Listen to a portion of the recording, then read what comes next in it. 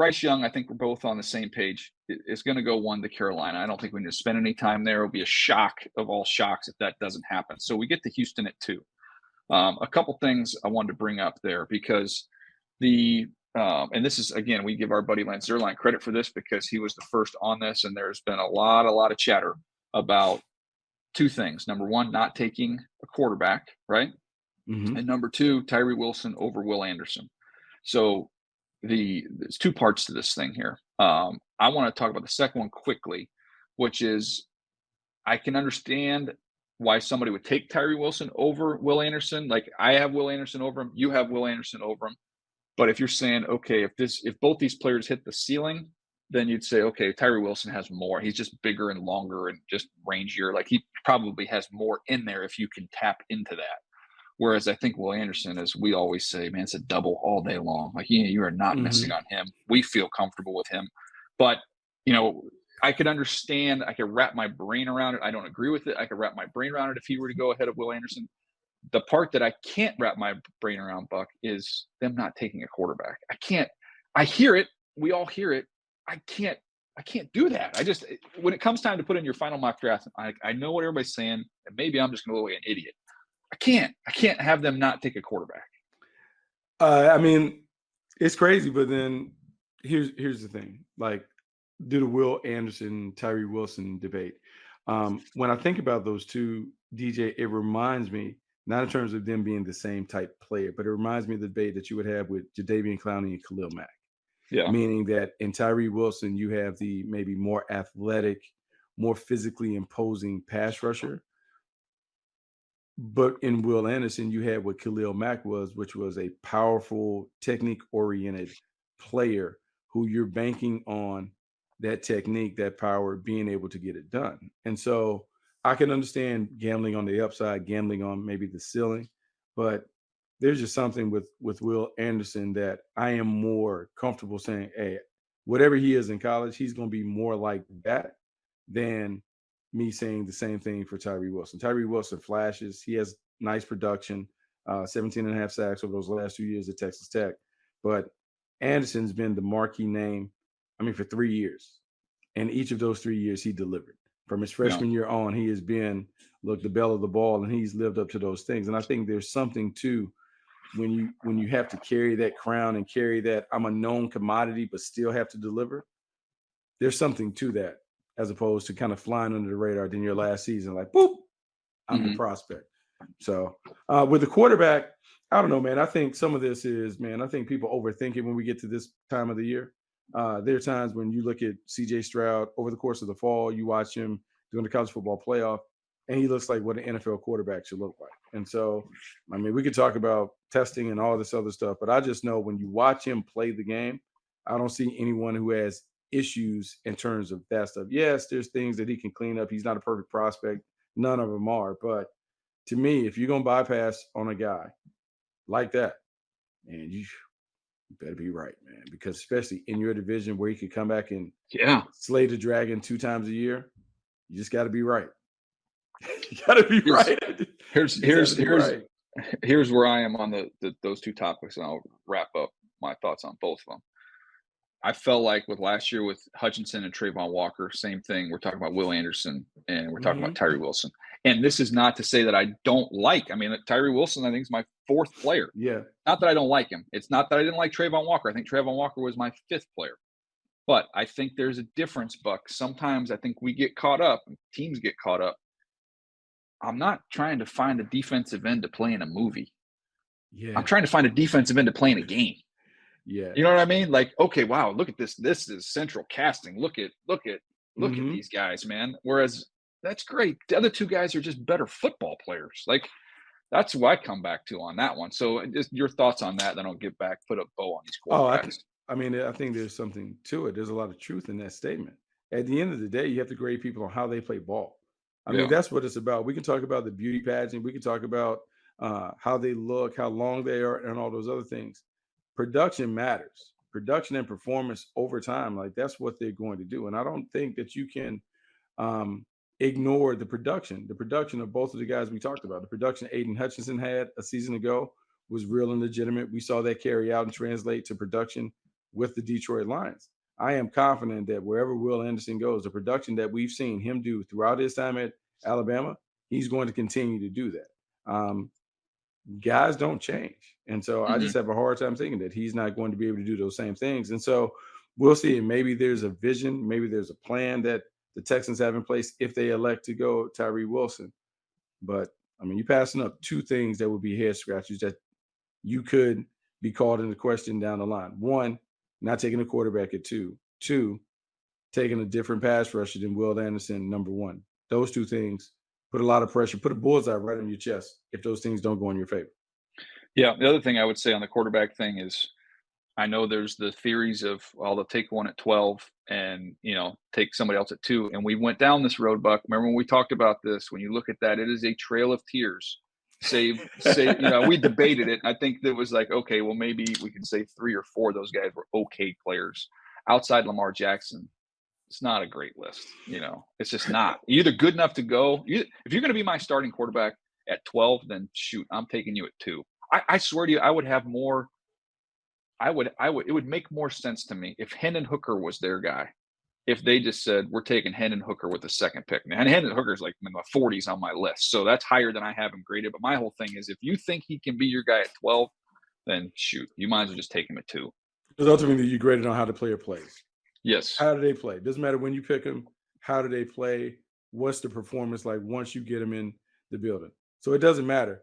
The only thing draft status does, it gives you pole position coming into the building. You come in Hmm. as a first round pick. That means you get to the front of the line. We're expecting you to start right away, yada, yada, yada. But at the end of the day, it's how do you play when you have your opportunities? What do you do? How do you impact the game and those things? And given the impact of the starting quarterback in a league that is governed by quarterback play and now governed by young, Hmm. elite quarterbacks, you better get you a quarterback because we've seen it. You don't have a chance if you don't have an A-level quarterback. And tying those two conversations together, while I like Will Anderson, you like Will Anderson, and we both like Tyree Wilson, good football players. We both like Anderson over. We've established all that. The other side of it is I don't feel like this is a Nick Bosa. I don't feel like this is a Miles Garrett. I don't feel like there's a Von Miller. Mm-mm. So it's not like, I saw Kimes' video the other day. I think he was on Cowherd, and he was like, Nick Bosa's like, you're going to regret taking the little quarterback, blah, blah, blah, blah, blah.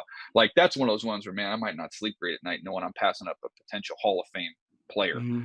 I Mm-hmm. don't think you'd have that issue here. I'm sitting here thinking, like, there's no guarantee that those top 2 defensive ends are going to be significantly better than the defensive end you could take at 12.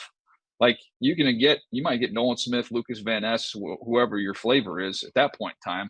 Like that's why I keep going around circles. But I'm like, they have to take a quarterback at 2. They got to. Well, I mean, like depending on how they have him graded, I don't know what the system would say, but to me, the grade is the grade. I gave CJ Stroud a very impactful grade. Yeah. I mean, it's a solid first round grade. This is coming off to the CFP, coming off his bad games and everything, and so to me, it doesn't make a lot of sense. And I felt like there was separation between Bryce Young and CJ Stroud and the rest of the Hmm. pack. I don't see it as close as some would see it when it Hmm. comes to Will Levis or Anthony Richardson or whoever being the next one. So I need to see it. Like part of the reason why I want to see what happens on Thursday night is we're hearing all this stuff.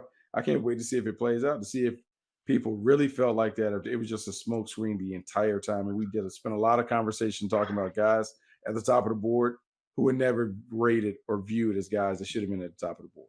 Yep, no doubt. All right, let's get to pick 5. We'll take a quick little break here. So let's get to 3, Arizona. I know we can say, gosh, they would love to get out. Hopefully somebody would come up.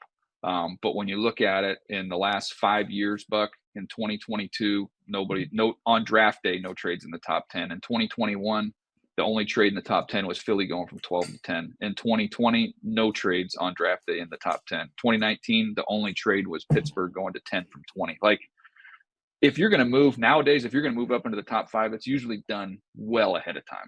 Because you want to plan, you want to prep, you want to have Yeah. the opportunity to do everything. You want to plan, prep, you want to be able to invite the guys that are potential prospects to your facility as one of your top 30 so you can get a feel for them.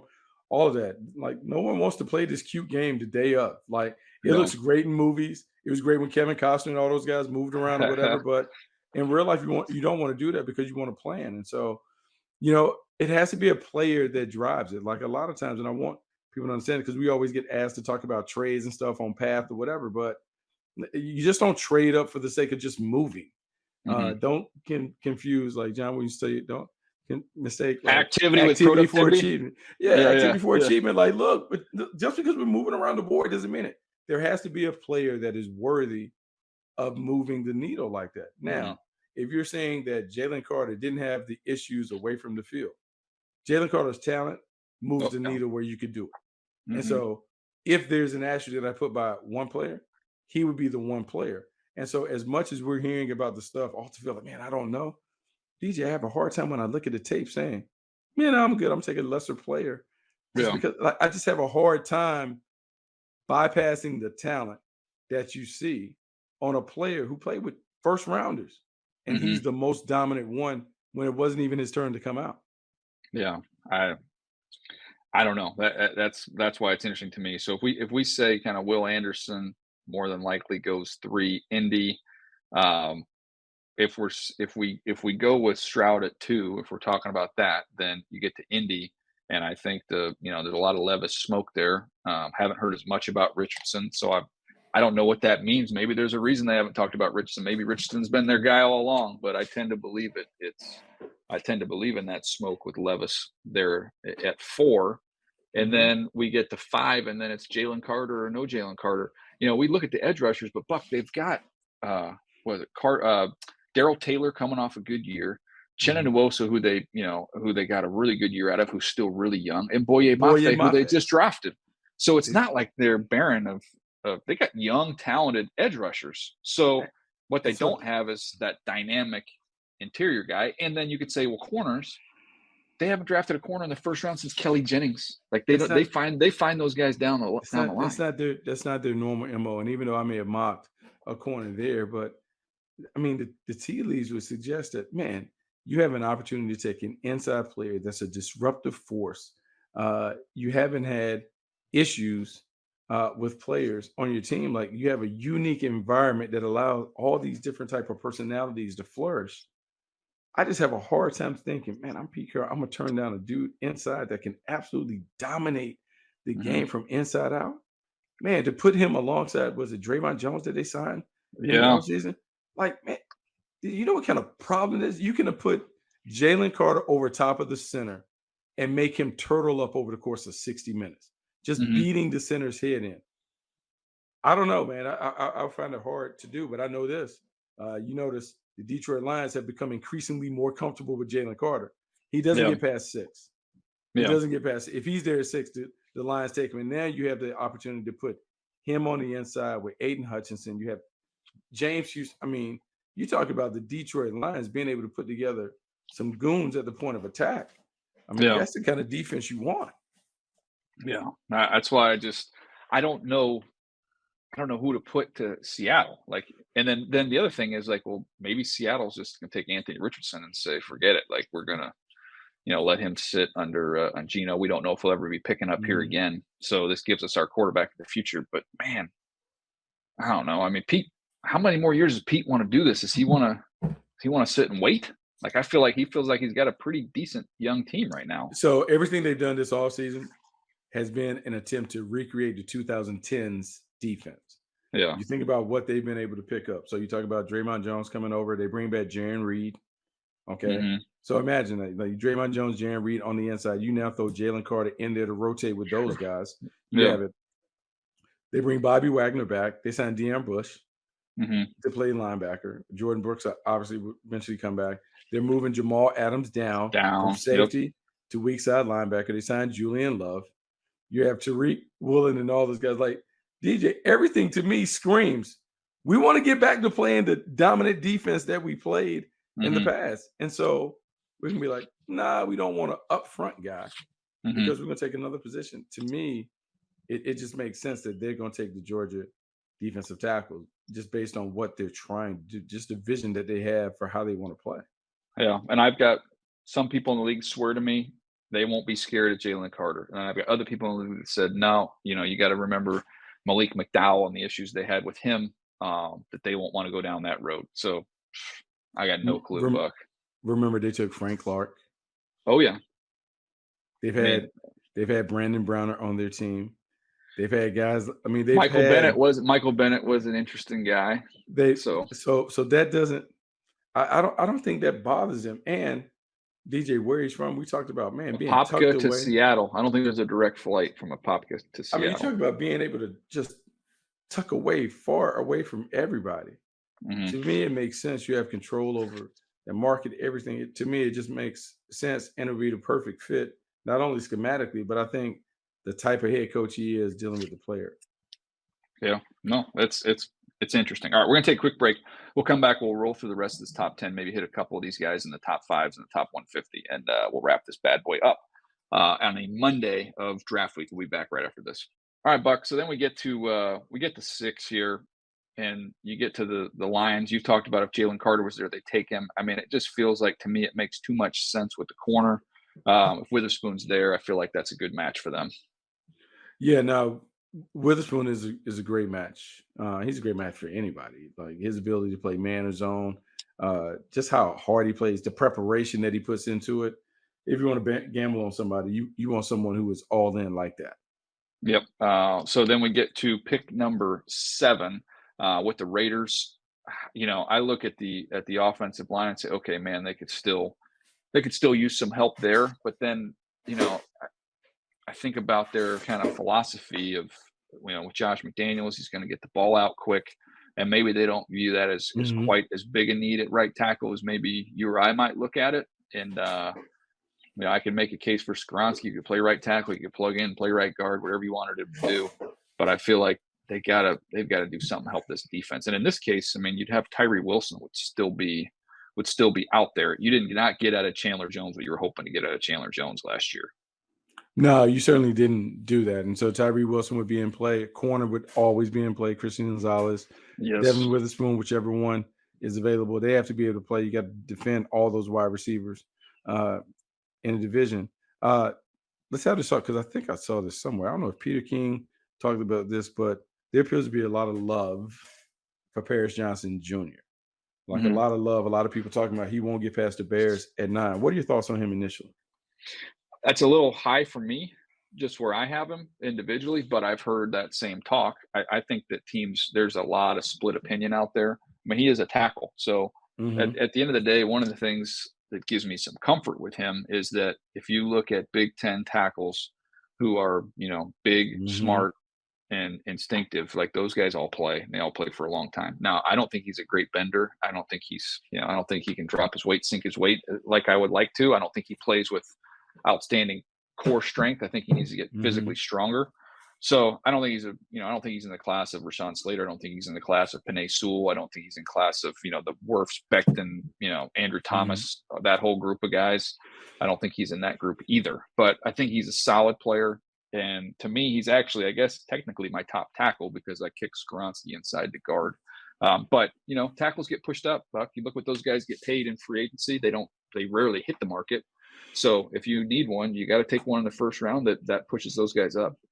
Yeah, no, it's funny because I had him initially as my top offensive tackle because I had Skoronski on the list. Yeah, And I kept going back and forth. I felt like he was more athletic than Skoronski. I felt like his upside and those things were intriguing. But at the end of the day, I made a flip at the end. Just because when I see Skoronski, just from a technical standpoint, man, he does all the things right. yeah, Footwork, quick set, hands inside, all those other things. If he fails, he won't fail because he doesn't have all the tools in the toolbox. He'll just fail because he simply is overwhelmed. But I just can't see that. Um, yeah, it's just an interesting debate, seeing more of the love on him. And look, I mean, he was still up there. I mean, I had yeah. second. He's still like a top 12 player. I mean, when you look at the row of spots where the offensive line is going to come, he's not coming off later than in the mid first round. But it is interesting to hear this conversation about him and some of the other guys that have kind of popped up. Yeah, no, it's you know, the interesting one to me is when you look at Darnell Wright. I struggled with where to put him at the end. He showed up a little bit out of shape at the pro day, Hmm. which some teams were concerned about that. So you've got inconsistent play as a junior. You've got him playing great this year. Really good at the Senior Bowl. I thought he had a good combine workout, but then just a little a little out of shape at the pro day. I still kept him as the number 2 guy, but I've got it Paris Johnson, then him, then Broderick Jones. So all 3 of those guys stacked together, I think 16, 17, 18 overall on my list. But again, tackles, they're going to get pushed up probably above where their grade is, just because the need and the supply is not great. So we'll see what happens there. We got to the Raiders. If we get to the Falcons at $8, are you buying or selling on Bijan Robinson there? I mean, I like it. I think it makes a lot of sense. If you go and you look at how that franchise is operated, when they've been at their best with a young quarterback, they had a big time running back behind them. So when Matt Ryan was there, they had Michael Burner Turner. And Michael Burner Turner, those first 2.5, 3 years, he was able to alleviate a lot of the pressure on Matt Ryan to carry the offense. If Desmond Ritter is going to be your guy and you have an opportunity to get Bijan Robinson to go at Tyler Algiers and Cordero Patterson, you make the move. You go for it. And so, yes, I can see it. And also because Arthur Smith has a comfort level with kind of creating a running game with a big time back, I'm all in on it.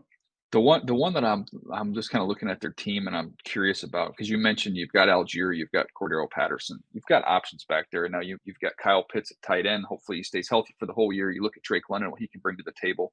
They brought over Mac Hollins. You think about Drake London, Mac Hollins, and now I'm just literally thinking about this on the fly as we're doing this, but like Jackson Smith and Jigba would be kind of interesting for them.